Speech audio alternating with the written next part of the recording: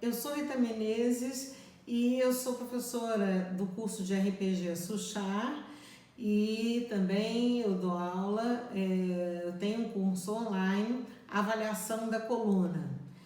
E eu vim aqui hoje para falar sobre como você pode diagnosticar uma hérnia discal numa ressonância magnética. Eu tenho uma maneira que é uma maneira simples de você identificar, não é complicado, né? Então eu vou dar um passo a passo para vocês, para que vocês possam também se sentir mais confortáveis ao interpretar uma ressonância magnética, né? Eu tive uma aluna minha que ela tinha muita dificuldade de conseguir enxergar, né, tanto a imagem radiológica como a ressonância magnética. E depois de algum tempo, né, eu consegui detectar que ela não sabia ver as estruturas, porque ela não conhecia a parte de anatomia da coluna vertebral. Então, se você não conhece a anatomia, como é que você vai conhecer a fisiopatologia, né? Então, não tem como. Por isso, eu vou ensinar para vocês aqui, nesse vídeo, um passo a passo, falando sobre a ressonância magnética, explicando para vocês como é que vocês vão diagnosticar a hérnia discal nessa ressonância. Então, eu vou começar a falar para vocês sobre a parte mesmo da anatomia da coluna, né? Então, a coluna vertebral, ela é composta por 7 vértebras cervicais, 12 torácicas, 5 lombares, 5 sacrais e 4 ou 5 coxígeas, né? Aí, nessas vértebras, elas vão se dividir, né? Cada vértebra vai se dividir em corpo vertebral e em arco vertebral posterior, envolvendo, né, um canal, que é um canal ósseo-ligamentar, que é por onde passa a medula.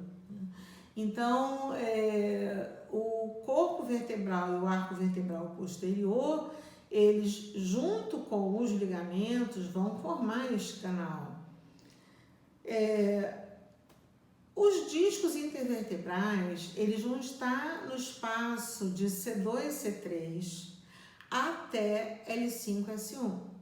Entre o occipital e C1 e C2, não tem disco intervertebral. Então, nós vamos verificar como é que são esses discos, até para você entender, né, o que se passa com a hérnia. Então, o disco, ele é formado pelo núcleo pulposo, que é um gel, e pelo anel fibroso. O anel fibroso, ele é composto por fibras de colágeno, onde essas fibras, elas vão estar localizadas de uma forma oblíqua e concêntrica, né? O anel fibroso, ele vai proteger o núcleo e o núcleo vai manter a tensão do anel fibroso por uma pressão interna. Então, o disco intervertebral, ele tem a função de amortecimento de carga, né? Todas as cargas que vão incidir sobre a coluna, os discos intervertebrais vão fazer o amortecimento, junto, lógico, com a musculatura, tanto anterior quanto posterior, para manter esse equilíbrio, né? Se houver algum desequilíbrio, seja da musculatura, ou seja um desvio de eixo articular, ou seja de um tensionamento ou um enfraquecimento do ligamento, nós vamos ter uma probabilidade, né, de dali daquela região ter uma instabilidade, né? Então, em relação às hérnias de disco, né, quais são as causas mais prováveis?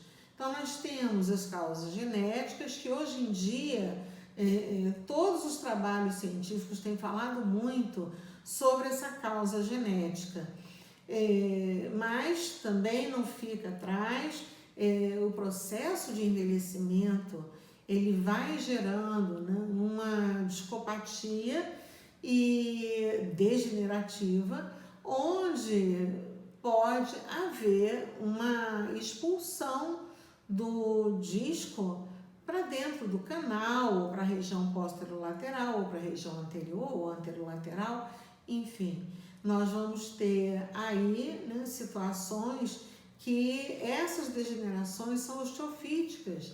Então, como são partes de osso, né, invadindo o espaço, é uma situação que fica um pouco mais incômoda, né, e é mais complicado para você liberar essa tensão.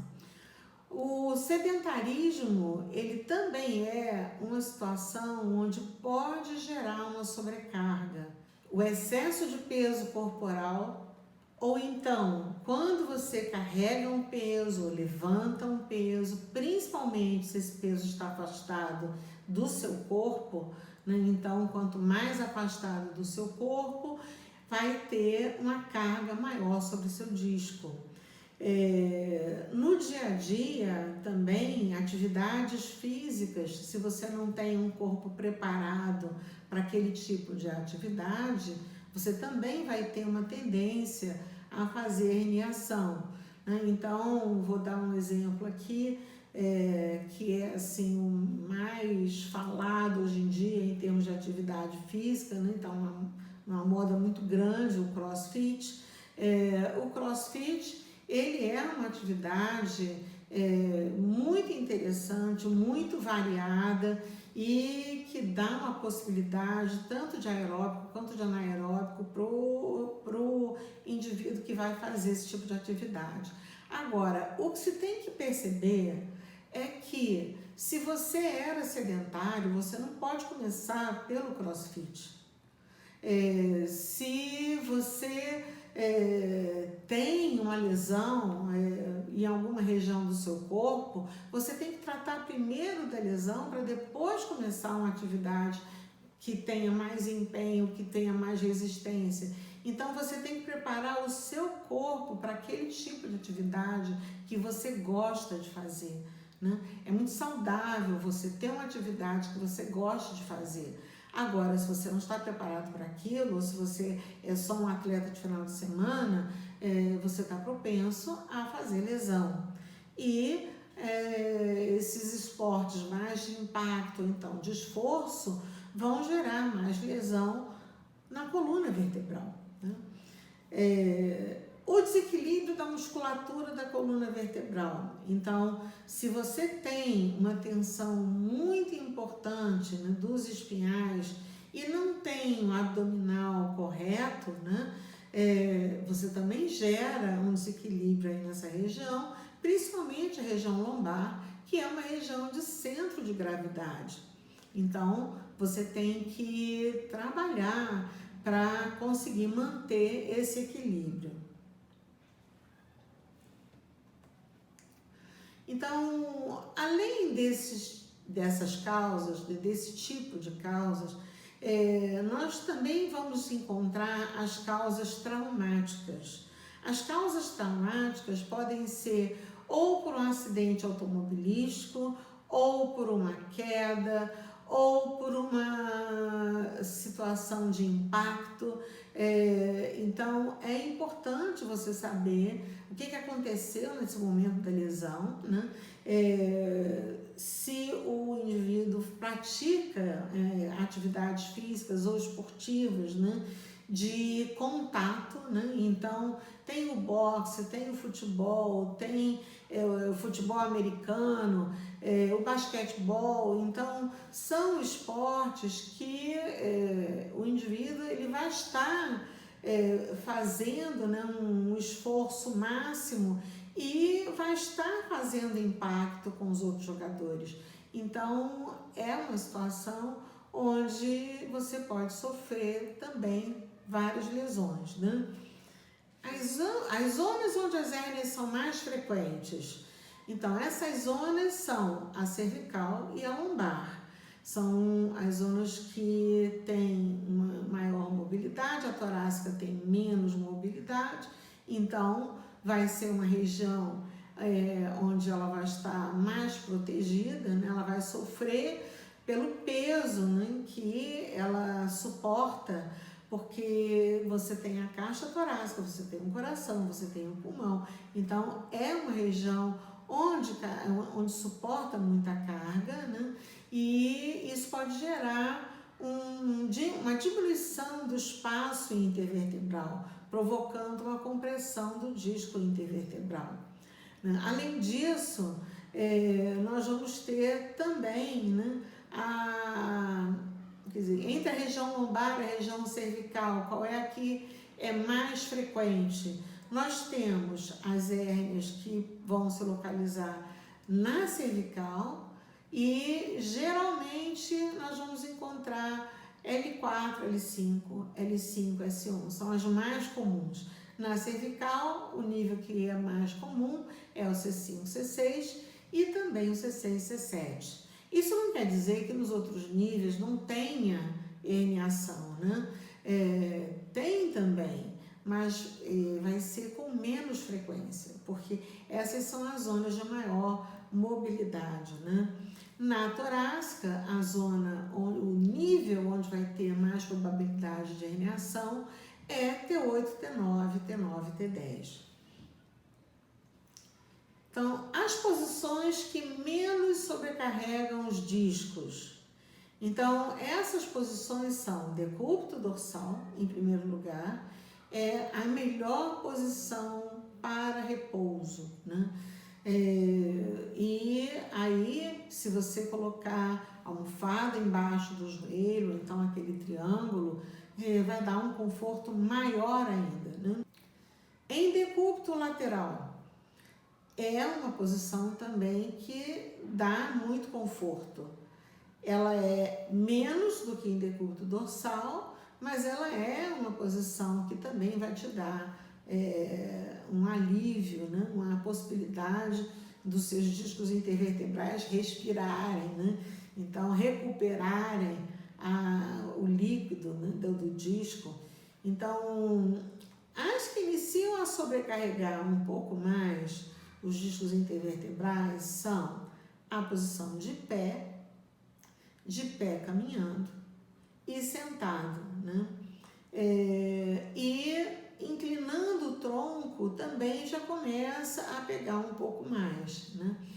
Agora, quando você tem uma inclinação de tronco carregando peso ou sentado inclinando o tronco carregando peso, essas são as duas piores posições para sobrecarregar seus discos, né? Então, a gente tem que ter uma noção até mesmo para orientar nosso paciente, né? Em relação à sintomatologia, a hérnia de disco, ela pode ser sintomática ou não. Então, só porque tem uma hérnia, não quer dizer que o sintoma do paciente está vindo dali.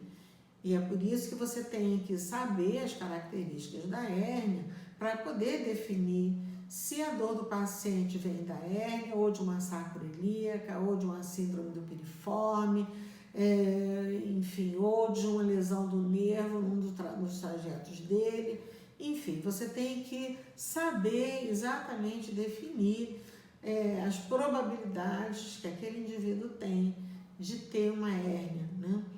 Então, assim como essa hérnia pode não provocar dor nenhuma, dependendo da situação, dependendo da estrutura que esteja envolvida ali e da sobrecarga que vai gerar um processo inflamatório na região, então essas hérnias elas podem provocar dor desde uma dor leve, moderada ou mais intensa, ou até mesmo insuportável, né? A dor insuportável é a dor da hérnia sequestrada, porque é uma dor química. Então, essa dor química, ela é a pior de todas. Ela não é por compressão, ela é por uma ação química do líquido do núcleo que saiu para fora e que não passou pelo processo de organização.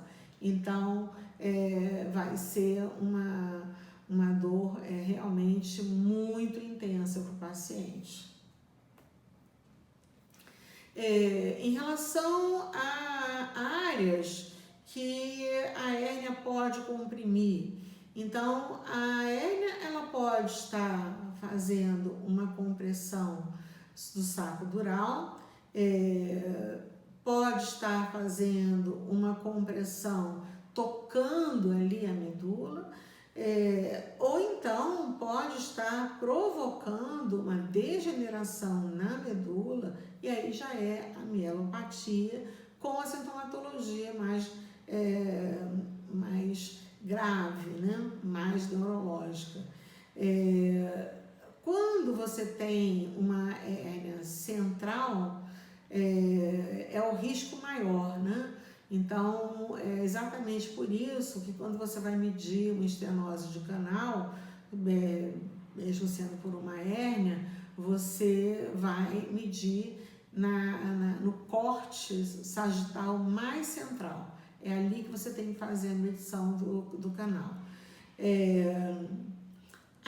Quando ele comprime a raiz nervosa, pode provocar dor ou parestesias. As parestesias são muito comuns e o paciente pode ter uma parestesia naquela região, né? Mas o mais comum é que seja uma sintomatologia irradiada para membros. Então, se é na cervical, vai irradiar para membro superior. Se é na lombar, pode irradiar para membros inferiores. Se é na torácica, pode dar uma dor em cinta, ou então pode gerar uma dor para o ombro, e aí se confunde muito com patologia do ombro ou hérnia de disco cervical. Então, atualmente, o uso da ressonância magnética, né, na imagiologia da coluna vertebral é muito útil para que você possa analisar as afecções da coluna, principalmente quando essas afecções foram provocadas por um trauma ou por um tumor, né? A ressonância magnética é particularmente eficaz nas avaliações traumáticas da medula espinhal, do saco dural, das raízes nervosas, assim como também dos ligamentos. E nessa avaliação dessas condições ali nessa região, né, é que nós vamos verificar se essas lesões foram ou por uma situação da herniação ou por um traumatismo num ligamento, às vezes até provoca uma fratura, dependendo do impacto que foi, né? Então nós temos que analisar muito bem. E não é à toa que hoje em dia é muito comum que você tenha uma análise de uma ressonância magnética quando você sofre qualquer traumatismo, principalmente se é um traumatismo importante, como uma queda ou então como um acidente de carro, né? Eu tenho uma amiga que foi minha aluna e nós ficamos muito próximas, e ela tem um marido que é médico e ela é RPGista também, e fisioterapeuta, RPGista. Então ela sofreu um acidente de carro, onde o carro capotou, e quando ela foi para o hospital, eles só fizeram uma ressonância magnética da torácica média para baixo. E quando ela começou a tentar se mobilizar na cama, ela não estava conseguindo, e aí foi perdendo a força de braço, e e chegou a me ligar e imediatamente eu perguntei, mas você fez ressonância de cervical, de torácica alta? Não, não tinha feito, né? Então eu falei com ela, falei com o marido dela, vocês têm que ir urgente para o hospital para tirar uma ressonância para verificar o que tem ali, né? E tinha realmente uma fratura no nível torácico alto, né? No nível da torácica alta. Então, às vezes, a gente tem uma situação onde você sabe, você conhece, você lida com o seu paciente, você orienta o seu paciente, mas quando acontece com você, é difícil de você enxergar o que realmente tem que ser feito, né? Então, atualmente já é de praxe, né? Já é de praxe realmente todos os hospitais fazerem a ressonância magnética quando o paciente chega depois de um trauma. Então, na avaliação das hérnias de disco, a ressonância magnética ela vai poder definir com uma precisão muito grande, né, o quanto que esse material, né, do disco invadiu o canal vertebral, né? E o que é importante de você verificar, e é isso que diferencia a hérnia da protrusão, é você saber da base desse material, né, e do quanto invadiu. Então, uma protrusão ela tem uma base pequena e a saída dela ela pode ser pequena ou até grande. Uma hérnia tem a base grande e a invasão também, que pode iniciar pequena e depois pode ser maior, né? Ela pode aumentar.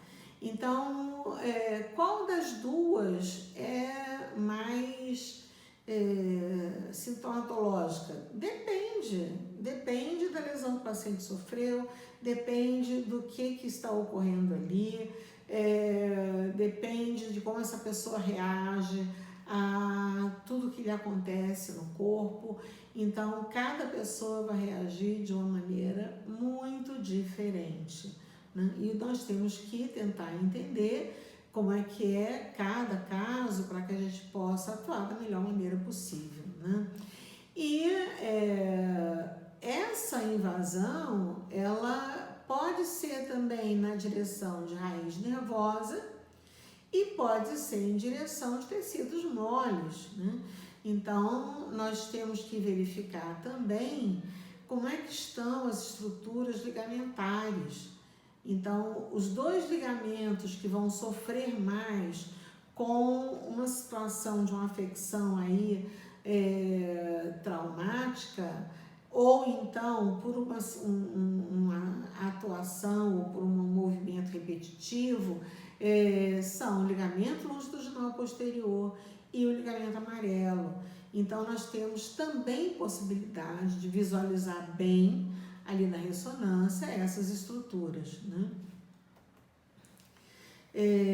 Esse efeito do trauma na medula espinhal, ele deve ser analisado com cuidado e deve ser mensurado, né? É a melhor maneira de você fazer um bom acompanhamento do caso do seu paciente. Agora, com o contraste, a resolução das imagens ela se torna muito maior, né? Então, com esse contraste, vai ser possível verificar hemorragias e edemas para dentro do canal medular. Numa situação traumática, muitas vezes é importante, mas existem contraindicações em relação ao contraste. Então, você tem que verificar e sempre informar se você tem algum problema renal, ou se você tem alguma patologia que não possa tomar o contraste, né? Então, ou por uma reação alérgica, enfim, você tem que informar para que lá no laboratório imagiológico as pessoas possam fazer da melhor maneira possível você, né? Sem provocar nenhuma situação de risco, né? Então, as lesões nas estruturas ligamentares e patologias da região extradural, elas também podem ser facilmente identificadas, né? Na coluna cervical, onde tem a intumescência cervical, né, a região onde o canal vertebral se alarga mais, principalmente lá em cima, né, no nível de C1, C2. Então, nós temos a possibilidade de uma análise de 3 milímetros, de 3 em 3 milímetros, que são os cortes sagitais, ou de 5 em 5 milímetros, que são os cortes axiais, né? Então, nós temos uma boa possibilidade de uma boa análise para verificar como é que esse paciente está se comportando em relação à lesão que ele fez, né? As imagens mais eficazes são as imagens de spin echo, né, obtidas do plano sagital em T1 e T2 pesados, né? Imagens sagitais de ressonância magnética permitem a avaliação do alinhamento dos corpos vertebrais, né, a integridade do corpo vertebral, assim como o tamanho do canal medular. Lembra que eu falei que para você fazer a mensuração do canal medular, você tem que escolher o corte sagital, o mais central possível, né? O parasagital já não é a mesma coisa. O parasagital, ele vai servir para que você possa analisar as facetas articulares, e elas são muito bem demonstradas nessa região, né? Mais recentemente, as scans rápidas foram defendidas para mostrar lesões do plano axial. Essas sequências rápidas, né, de pulso gradiente eco tornaram-se uma adição popular ou até mesmo uma substituição das sequências spin echo pesadas em T2. A demonstração da relação dos segmentos vertebrais com a medula espinhal, com imagens sagitais diretas, é extremamente útil na avaliação das lesões, principalmente das regiões cervical e lombar, né? Particularmente no caso dos tecidos moles para vertebrais, então você vai conseguir analisar com mais precisão. E para essa parte de tecidos moles, a ressonância magnética ela tem uma boa vantagem em relação à tomografia computadorizada. A tomografia computadorizada ela é um exame que é muito mais eleito, né, quando você quer visualizar a parte óssea. Então, a parte óssea, ela fica mais definida na tomografia computadorizada. Então, nós vamos ter uma melhora na visualização do plano dos tecidos, vamos ter uma visualização da lesão, vamos ter uma visualização do envolvimento neuromuscular, né, e também uma boa visualização das estruturas de tecidos moles, assim como os ligamentos e a musculatura. Embora a ressonância magnética tenha suas vantagens, ela também tem suas desvantagens. Então, quais são as desvantagens da ressonância magnética? Então, nós podemos incluir aí contraindicações típicas de pacientes, por exemplo, com marca-passos, pacientes com eclipse de aneurisma cerebral e pacientes com claustrofobia, né? Então, aí já se torna uma situação bastante complicada para o paciente fazer a ressonância magnética. Então, a hérnia de disco, ela é uma síndrome neuropática, né? A dor aparece com um processo inflamatório e esse processo inflamatório, ele vai estar localizado em volta da raiz nervosa e muitas vezes envolvendo também o complexo vascular, né? Essa dor pode ser gerada por uma compressão axial mecânica, por uma degeneração do disco, por uma estenose do canal, por uma contratura da musculatura paravertebral, por lesões articulares, por compressão da raiz do nervo, né? Esse paciente, ele pode ter dores e restrições de mobilidade nas regiões próximas à hérnia e, com certeza, na região da hérnia, né? Na cervical, as hérnias de disco, elas podem provocar cefaleias, principalmente quando elas são suboccipitais, uma hérnia mais alta, né? Pode haver uma síndrome do nervo de Arnaud, onde vai haver uma dor seguindo o trajeto dos 3 ramos do nervo occipital. O paciente pode ter vertigens, pode ter tonteiras e pode ter também distúrbios oculares, assim como distúrbios auditivos.